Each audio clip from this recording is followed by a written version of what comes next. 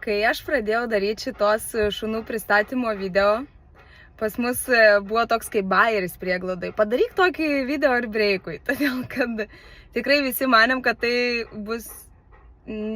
niekada nebus įmanoma. Vien jau pasodinti į automobilį, o sėdėti šalia jo ir daryti va tokį video, kalbėti ir likti gyvam.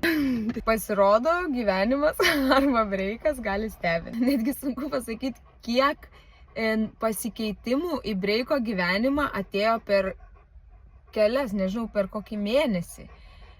Po to, kai mes pirmą kartą sugebėjom pasodinti jį į automobilį ir nuvežti prie jūros. Mes jam įtarėm gana baisius dalykus stuburę ir jos ištirti galėjom tik tai tomografo būdu, o iki tomografo nueiti breikui be šansų, o jisai mašiną visiškai nesutiko lipti. Sutiko įlipti tik tada, kai nutiesėm jam raudoną kilimą. Dabar apie viską nuo pradžių. Breikas pas mus atvažiavo prieš 1,5 metų, mirus šeimininkui. Ir kai jisai atvyko, aš turėjau didelį šoką, nes aš 100 kartų klausiau, ar šuo tikrai nėra agresyvus ir taip toliau, nepavojingas. Visi mane patikino, kad tikrai ne. Ir man atveža šunį, kuris netgi putodamas jis pyksta ant mūsų. Ir aš galvoju, Jėzus Marija, kaip mes jį apskritai kažkur pasodinsim, įvėsim voljerą ir taip toliau. Tai atvežusių žmonių dėka, ačiū Dievui, pavyko tai padaryti. Ir iš tikrųjų mes šitą šuns iki šiol neniurkom.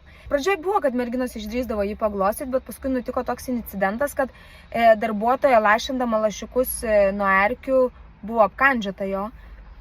Ir po to laiko, nors nieko jis niekada nerodo, jokių agresijų ir jokių pykčių, mes tiesiog saugodavom save, glostom jį tik tai per tvorą, jis labai nori paglostimų, bet mes taip akis į akį jo neglostam. Buvo keletą kartų, kai merginos pabandė biški kažkur jį paliesti ir ne vieną kartą jisai pagrasino.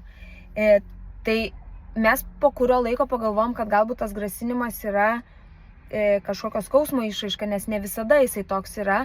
Ir mes nusprendėm jam ištirti sveikatą. Tomografas parodė problemą, kurią galima tvarkyti vaistais. Tai dabar jisai gauna vaistus nuo skausmo ir labai didelė tikimybė, kad būtent dėl to visas šitas pagerėjimas yra. Breiko istorijos mes labai papasakoti negalim, nes mes ją susirinkom iš tokių detalių. Mes tiesiog susidarėm tokį vaizdą, kad jisai mažutis buvo padovanotas tėčiui, tėtis pasodino jį prie grandinės ir paskui po kurio laiko jisai jį paleido, kad jisai palakstytų po kiemą. Ir paskui norėjo prisekti ir breikas nebeleido priliesti jo kaklo, mum irgi neleidžia. Ir tada tas šeimininkas tiesiog sugalvojo aplink būdą apstatyti tokią tvorą ir padarė jam kaip ir voljerą. Ir jisai va taip ten ir gyveno. Ir realiai kažko labai smagaus gyvenime nematė. Yra žmonių, kurie sako, kad jisai buvo labai mylimas šuo. Mes, kadangi visko nežinom, čia negalim spręsti mylimas ar nemylimas. Kažkas gal supranta meilę kaip 2 kg mėsos per dieną. Kas buvo labai žiauru, beje, jisai atvažiavo žiauriai nutukęs. Ir viena iš priežasčių, kodėl mes tiek ilgai negalėjom jo išsivesti niekur, nes jisai pas mus numetė svorio ir jo antkaklis atsilaisvino ir jisai galėjo išsinerti. O mes pradžioj, kiek jį vesdavom kažkur už prieglaudos vartų, jeigu jis pamatydavo žmogų, jis pradėdavo draskytis. Ir atrodė, kad jis išsiners, tai mes visada, jeigu pamatydom žmogų, eidavom į kitą pusę, tai apie kažkokius vykimus kažkur toliau, tai net kalbos negalėjo būti. Tai iš tikrųjų didžiausią pokytį jo gyvenimą įnešė būtent antkaklio uždėjimas po tomografo, kai jisai buvo narkozėj. Ir kas yra juokingiausia, kad dabar jisai nieką nereaguoja. Ir aš galvoju, ar tai gali būti dėl to, kad jam nebeskauda, ar tai gali būti dėl to, kad jisai turi geresnę patirtį. Labiau turbūt nurašyčiau tam, kad jisai dabar turi daugiau patirties, negu kaip jis atvyko. Visą gyvenimą turėjo tiesiog sėdėti ant kažkur ant būdos ar savo voljerį ir loti ant praeivių. Tai jisai šitą įprotį ir atsinešė. O pas mus yra rodoma šuniui, kad yra geriau kitas įprotis, tai yra kaip tik neloti ir nereaguoti nieką. Šiandien mes netgi su juo ėjome į miestą. Aš tikrai nesitikėjau, kad vieną dieną eisiu su breiku į miestą. O pasirodo, štai kaip gyvenimas gali nustebinti. Aš netgi su juo ėjau į kavinę, tik tai aš pasiėmiau išsinešti, nes aš bijojau truputį pasilikti sėdėti, nes maža ką, jo toksai mielas nukutis. Žmonės prieina ir nori jį paglostyti, aš kažkaip nelabai norėjau dar rizikuoti pirmą dieną. Bet galbūt mes kažkada ir nueisim. Aš tikrai nesakau, kad tai yra miesto šuo. Nuoširdžiai pasakysiu, aš tikrai nežinau, kur jisai turėtų gyventi. galbūt palaipsniui šitaip bendraujant su juo aš pakeisiu savo nuomonę, bet aš iš tikrųjų manau, kad tai yra šuo, kuriam reikia erdvės.